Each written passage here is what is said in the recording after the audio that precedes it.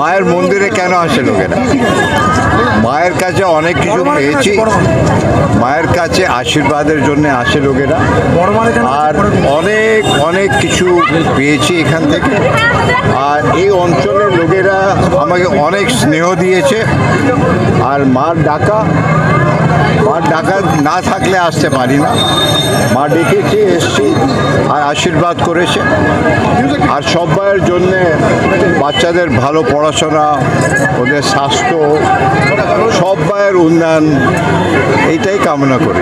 নালড়া মায়ের মন্দিরের যা মায়ের আশীর্বাদ আছে ওটা যথেষ্ট।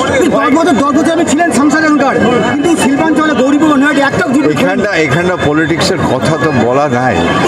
এটা সব মায়ের কাছে সব আশীর্বাদ চেয়েছি যে সবাইয়ের জন্য অ্যাক্রস পলিটিক্যাল পার্টি সবাই ভালো থাকুন, সবাই সুস্থ থাকুন। আমি অনেক অনেক স্নেহ পেয়েছি এই জায়গা থেকে। আমি যত স্নেহ পেয়েছি আমার মনে হচ্ছে আমি বাড়ি ফিরে এসেছি। অনেকদিন আসিনি, আর খুবই ভালো লাগছে। আর মায়ের মন্দিরের আসার পরে আর কিছু বলার দরকার। পুজো দিয়ে মায়ের আশীর্বাদ, মা সব জানে। মায়ের কাছে কিছু নতুন করে চাওয়ার নাই। এখানটা আমি যা পেয়েছি এর চেয়ে বেশি আমি কোনোদিন পেতে পারি। সব জিনিস আস্তে আস্তে সব কিছু হওয়া দরকার। এখানটার সবচেয়ে জিনিস চাকরি সবাইয়ের দরকার, চাষি সব ভালো থাকুক।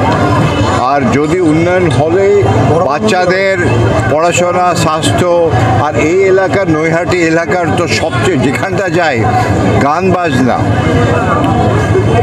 এই জায়গা থেকে সব কিছু পেয়েছে। দরকার, আর ওইটা হতে পারে যখন শান্তি ফিরে আসে। সবচেয়ে বেশি দরকার মায়ের আশীর্বাদে শান্তি। যদি শান্তি ফিরে আসে তাহলে সব কিছু ভালোভাবে।